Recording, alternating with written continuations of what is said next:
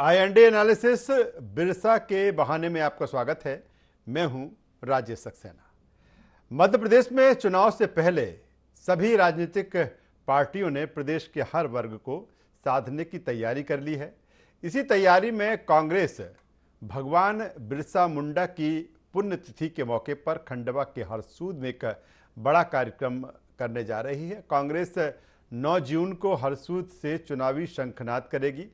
हरसूद विधानसभा क्षेत्र से आदिवासी सीटों पर चुनाव प्रचार का आगाज किया जाएगा। पूर्व मुख्यमंत्री पीसीसी चीफ कमलनाथ जनसभा को संबोधित करेंगे। इसके साथ ही इस मसले को लेकर सियासत भी शुरू हो गई है। बीजेपी कह रही है कि कांग्रेस का आदिवासी प्रेम चुनावी है, तो कांग्रेस का कहना है कि आदिवासी हमेशा कांग्रेस के साथ रहा है। तो जिस तरह से अब जो चुनावी तस्वीर है या चुनावी जो तासीर है, वो लगातार हमने देखा कि अलग अलग जो जातिगत जो सम्मेलन हो रहे हैं, या जिस तरह से आदिवासियों की हम बात करें तो अभी से नहीं, लंबे समय से चाहे भारतीय जनता पार्टी हो या कांग्रेस हो, दोनों की ये रणनीति रही है। हमने देखा कि किस तरह से गौरव दिवस के जरिए इस वर्ग को साधने की कोशिश की गई है। लगातार कांग्रेस भी और बीजेपी इन दोनों वर्गों पर फोकस है। कुछ वर्जन हम आपको पहले सुनवाते हैं। कांग्रेस केवल चुनाव में साधने की कोशिश करती है। हमने जनजाति गौरव दिवस कब से मनाना शुरू किया? 15 नवंबर को जनजाति गौरव दिवस मनाते हैं। कांग्रेस ने कभी पेशा एक्ट लागू नहीं किया। ये पेशा की बात करते हैं। हमने पेशा जमीन पे उतारा है और आज कई ग्राम सभाएं तेंदुपत्ता खुद तोड़ रही है। फॉरेस्ट नहीं तोड़ रहा, वो तोड़ भी रही है और तोड़ के बेच भी रही है। हरसूद में 9 तारीख को जा रहे हैं हमारे कमलनाथ जी। जहां भी आदिवासी झुका है, जब भी आदिवासी जिस तरफ भी झुका है, उसी की सरकार मध्य प्रदेश में बनी है। पिछले बार आदिवासी सीट 47 में से 31 सीटें कांग्रेस के झोली में आदिवासियों ने डाली थी और हम कांग्रेस सत्ता में आई थी। इस बार हम चाहते हैं कि वो 31 सीट से बढ़ के कम से कम और 10 सीट उसमें ऐड करके 41 सीटें आएँ, और 41 सीट जिस दिन आदिवासी कांग्रेस की झोली में डाल देगा, उस दिन कांग्रेस की सरकार बन रही है। तो आदिवासी जिस ओर झुका है, दोनों ये मर्म जानते हैं। सत्ताधारी दल भारतीय जनता पार्टी ये जानती है और विपक्ष में बैठी कांग्रेस भी ये जानती है। भगवान बिरसा मुंडा की पुण्यतिथि पर हरसूद में कांग्रेस का एक बड़ा सम्मेलन है, जिसका जिक्र हम कर रहे हैं। 9 जून को आदिवासी सीटों पर चुनाव प्रचार के लिए कांग्रेस का ये शंखनाद इसको कहा जा रहा है।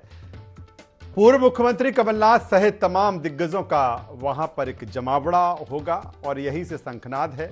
बीजेपी पहले से आदिवासियों को साधने में जुटी है, जिस तरह से मुख्यमंत्री शिवराज सिंह चौहान भी कह रहे थे। 5 जून को आदिवासी क्षेत्र झाबुआ में सभा कर चुके हैं सीएम शिवराज। 5 जून को बीजेपी प्रदेश अध्यक्ष वीडी शर्मा की अगर हम बात करें तो पन्ना में आदिवासी बाहुल्य इलाके में वो दौरे लगातार कर रहे हैं। मध्य प्रदेश की आबादी में 21% हिस्सा आदिवासियों का है। 47 सीटें हैं जो प्रभावित करती हैं। मध्य प्रदेश की 47 सीटें आदिवासियों के लिए आरक्षित है और तकरीबन इससे 80 से 90 सीटें प्रभावित होती है। 2003-13 तक आदिवासी बाहुल्यों सीटों पर एक तरफा जीतती रही है भारतीय जनता पार्टी। 2018 में पासा पलटा और आदिवासियों के लिए आरक्षित 47 में से 31 सीटें कांग्रेस के खाते में गई और यही कारण है कि वो 114 तक पहुंचे। 2023 के चुनाव के लिए दोनों पार्टियां आदिवासियों को साधने में जुटी हुई है। और जिस तरह से हम सीएम शिवराज सिंह चौहान को भी सुन रहे थे, वो कह रहे थे कि कांग्रेस को सिर्फ चुनाव के वक्त आदिवासी याद आते हैं और किस तरह से उनकी सरकार ने गौरव दिवस के जरिए जनजातीय सम्मेलन, आदिवासी सम्मेलन आयोजित किया था। 9 जून को आदिवासी सीटों पर चुनाव प्रचार के लिए कांग्रेस का ये शंखनाद है। तो भगवान बिरसा मुंडा के बहाने, और अब बहाने क्या, पूरी एक रणनीति, एक तैयारी है, चुनाव का वक्त है। और ऐसे में दोनों ही दल ये जानते हैं कि एक बड़ा वर्ग है, 47 सीटें आती हैं और न केवल 47 सीटें आती हैं बल्कि तकरीबन 90 सीटों पर ये असर डालती हैं। और यही कारण है कि दोनों ही दल इसके मर्म को समझते हैं, इसकी तासीर को समझते हैं और ये जानते हैं कि अगर जिस ओर ये वर्ग हो गया, उसी की वैतरणी पार हो जाएगी। इसलिए कह रहे हैं कि अंकगणित देखें कि अगर 2003 से 13 तक कांग्रेस बीजेपी के फेवर में ये वर्ग वोट करता रहा, बीजेपी की सरकार बनती रही। 18 की हम बात करें, 18 में 31, 47 में 31 सीटें कांग्रेस को मिली थी। वही कारण है कि 114 तक कांग्रेस पहुंच पाएगी। आज इसी मसले पर चर्चा करेंगे, बातचीत करेंगे। चर्चा शुरू करें, अपने मेहमानों से आपको परिचय करा देते हैं, तारुफ करा देते हैं, फिर इस चर्चा को, इस डिबेट को हम आगे बढ़ाएंगे। 3 मेहमान हमारे साथ में हैं। हमारे साथ में हैं भारतीय जनता पार्टी से मिलन भार्गव जी, स्वागत करूंगा मिलन जी आपका। हमारे साथ में हैं फिरोज सिद्दीकी जी, कांग्रेस के प्रदेश प्रवक्ता हैं। फिरोज जी आपका स्वागत है। और वरिष्ठ पत्रकार आशीष दुबे जी हमारे साथ में हैं। आशीष जी आपका भी स्वागत करता हूं। फिरोज सिद्दीकी साहब, मैं आपके पास में आता हूं। 9 तारीख को आप हरसूद में एक बड़ा कार्यक्रम आयोजित करने जा रहे हैं, लेकिन मेरा सवाल अब यहीं से शुरू हो जाएगा आपसे कि जिस तरह से 2018 की अगर हम बात करें, 2018 में इस वर्ग का वोट आपको मिला, उसका कारण ये था कि चुनाव के ठीक पहले जिस तरह से जैस जैसा संगठन आपके साथ हो लिया था, हीरालाल अलावा को भी आपने टिकट दिया, वो आपके टिकट से कांग्रेस की टिकट पर विधायक बने, लेकिन अब हीरालाल अलावा अलग है। क्या यही कारण है कि अब कहीं ना कहीं एक नई रणनीति, एक नई स्ट्रेटजी कांग्रेस को बनाना पड़ रही है? हरसूद में आप आदिवासियों को लेकर ही शंखनाद करने जा रहे हैं। देखिए, हरसूद विधानसभा में टांटिया मामा जो हैं, उनकी जो है जन्मस्थली है, तो हम वहीं से जो है इस बात का इसका शंखनाद शुरू करने जा रहे हैं। और आदिवासी जो है वो तो हमेशा से कांग्रेस में भरोसा करता आया।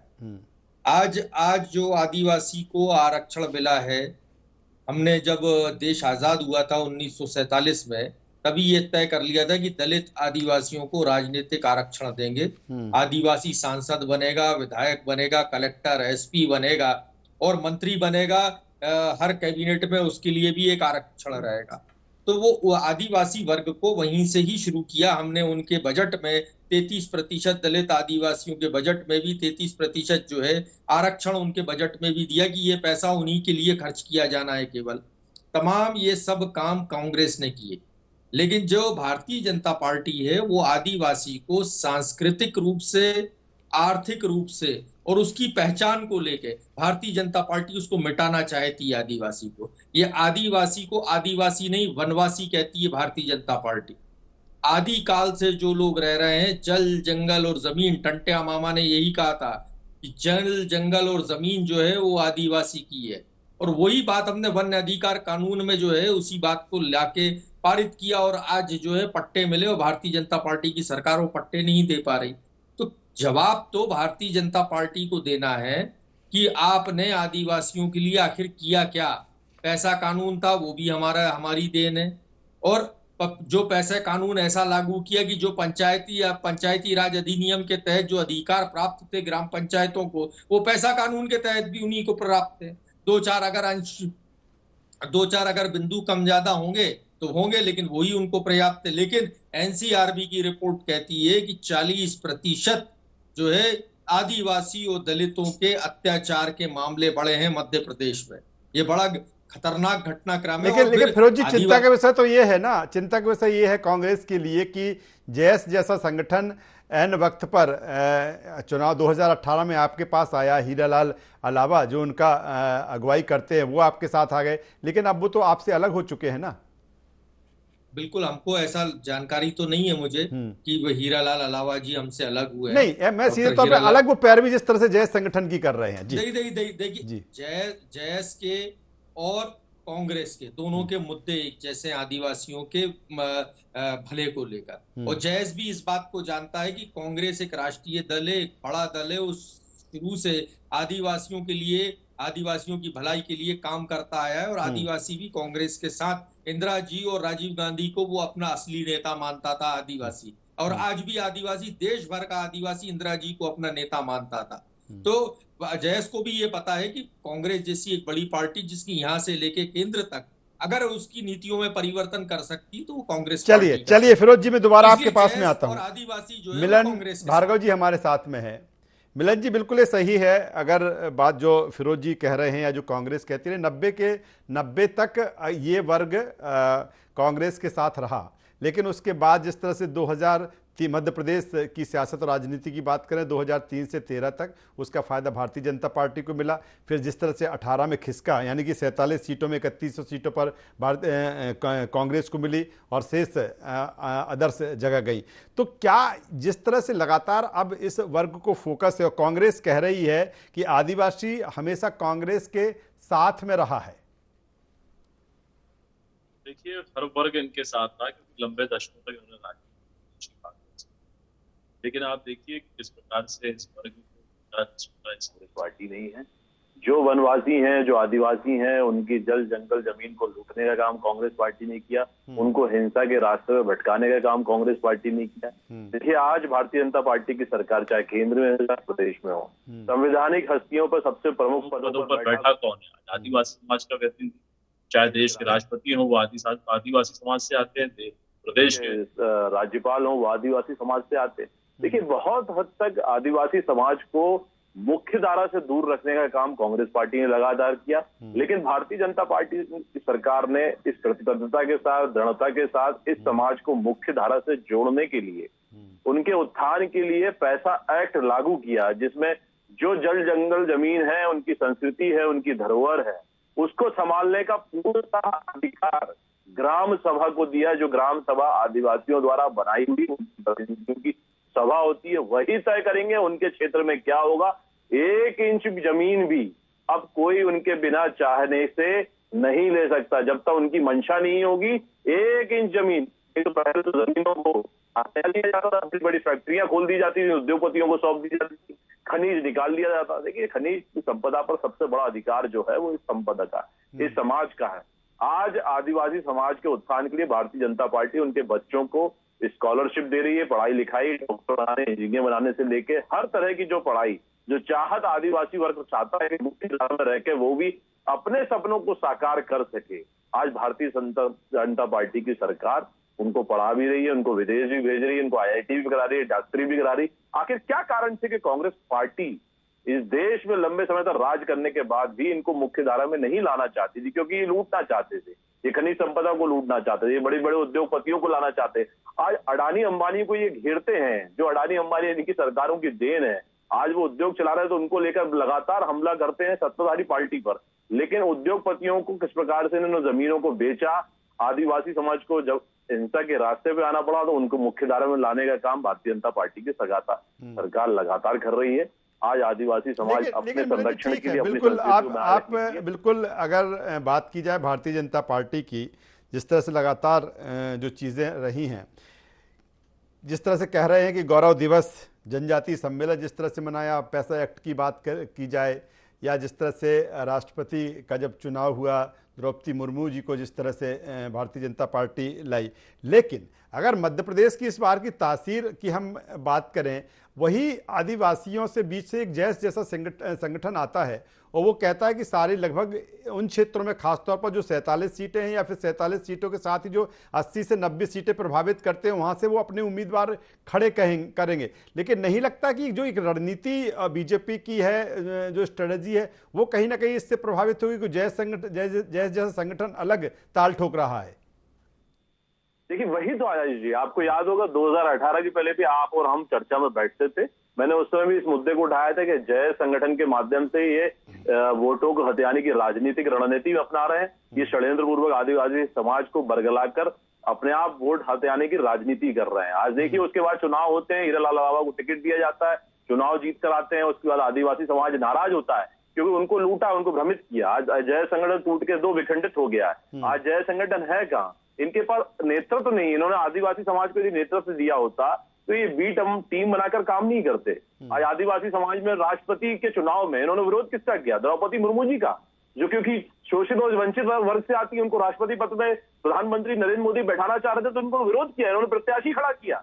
यदि ये आदिवासी वर्ग के हितैषी होते तो उनके खिलाफ चुनाव नहीं लड़ते। इन्होंने जिस अम्बेडकर जी जिन आरक्षण की बात कर रहे हैं कि आरक्षण इन्होंने दिया, डॉक्टर भीमराव अम्बेडकर जी का विरोध उन्होंने किया, चुनाव हराने के लिए उन्होंने भरसक प्रयास किया कांग्रेस पार्टी ने, नेहरू जी ने। आज उनका नाम लेके राजनीति कर रहे हैं। चलिए मिलन जी, भीमराव अम्बेडकर जी देख रहे हो। आता हूँ मिलन जी, आता हूँ आशीष दुबे जी के पास में आता हूँ। आशीष दुबे जी, दोनों बेहतर तरीके से इसको मर्म को समझते हैं, इसकी तासीर को समझते हैं, क्योंकि 47 सीटें आती हैं और लगातार जिस तरह से हम जानते हैं कि इनका जो प्रभाव है तकरीबन 80 से 90 सीटों पर जाता है। दोनों की अपनी अपनी तैयारी है। अगर सत्ताधारी दल भारतीय जनता पार्टी की हम बात करें तो तमाम सारे आयोजन लंबे समय से चलते रहे हैं। फिर कांग्रेस की हम बात करें तो कांग्रेस भी कहीं ना कहीं तमाम सारे आयोजनों के जरिए बताने की पूरी कोशिश कर रही है कि नहीं, हम अगर इस वर्ग का कोई सबसे बड़ा हितैषी है तो वो है। इस बीच में जो समर है, मध्य प्रदेश का जो समर है, किस तरह से देखें अब इस आदिवासी वर्ग को, क्योंकि दोनों फोकस किए हुए हैं। जी देखिए, आदिवासी मध्य प्रदेश की राजनीति में शुरू से फोकस में रहे हैं और चुनाव जब आता है तो फोकस ज्यादा गहरा हो जाता है। तो वो कोई एक नई बात इसलिए नहीं है, लेकिन ये जरूर है कि भाजपा चाहती है कि आदिवासी जो वोट है जो 2018 में उनके पास से थोड़ा सा खिसका था वो वापस आए।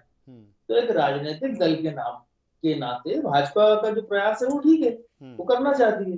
कांग्रेस चाहती 2018 में जो वोट उनके पास आए थे आदिवासी जो थे वो उनके पास बने रहे। तो इसलिए लड़ाई इसलिए भी दिलचस्प है कि थोड़ा सा आदिवासियों के वोटों पर अगर हम गौर किए जाए या उनके मिजाज पे गौर करें तो देखिए 2003 में आदिवासी वोट सबसे पहले कांग्रेस से दूर हुआ था। उसका नतीजा ये हुआ था कि कांग्रेस सत्ता से बाहर रही। 2008 में भी उस आदिवासियों की जो मानसिकता रही वो कांग्रेस के से मेल नहीं खा पाई। 2013 में भी यही हुआ। 2018 में वोट लौटा, यानी वो तकरीबन 15 साल कांग्रेस से रूठा रहा। तो इस तरह से हम अगर ये देखें तो वो क्या 5 साल में उसका कांग्रेस से मोह भंग हो गया है।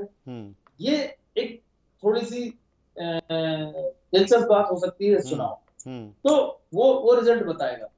लेकिन आदिवासियों के नाम पर जो बात होती है उसमें देखिए कांग्रेस ने भी आदिवासी समाज से कई लोगों को आगे बढ़ाया मीन्स उनको पद दिए, उन्हें मंत्री भी बनाए। भाजपा ने भी यही किया।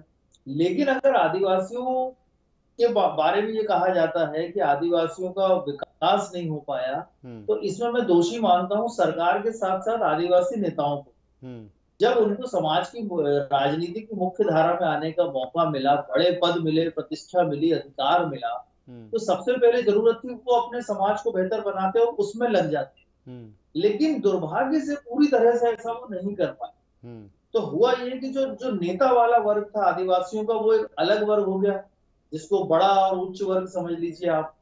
और जो आदिवासी थे जिनकी समस्या 1960-70 में भी जो थी वो उसके बाद भी बनी रही।